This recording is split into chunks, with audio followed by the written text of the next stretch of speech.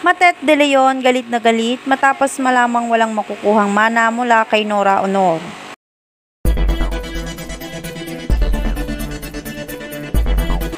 Last April 2022, inihatid na si Nora Aunor sa kanyang huling hantungan. Emosyonal ang lahat. Maging ang mga anak ni Nora Aunor ay bumuhos ang luha dahil di na nila muling makakapiling ang mahal nilang ina na si Nora Aunor.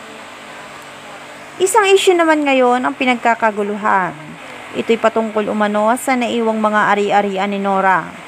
Si Nora ay may 5 anak at 4 dito ay pawang mga ampon lamang nito. Ngunit sa isang panayam sa isang tagahanga ni Nora na tanong nito ang isang bagay na may kaugnayan sa kanyang naiwang ari-arian. Naging bulong-bulungan kasi na naglabas na ng statement ang abogado ni Nora tungkol sa sinasabing yaman na naiwan nito.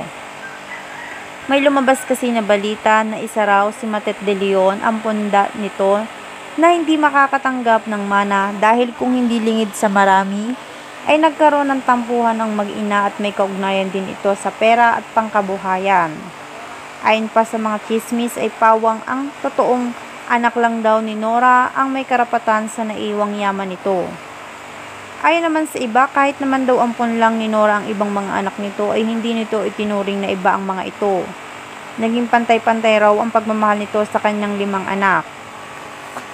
Sigurado rin daw na kung totoo man daw na nag-iwan ito ng huling habilin tungkol sa kanyang ari-arian, ay sigurado raw na mabibigyan ang lahat ng mga anak nito kahit pa ang kanyang mga illegitimate na anak.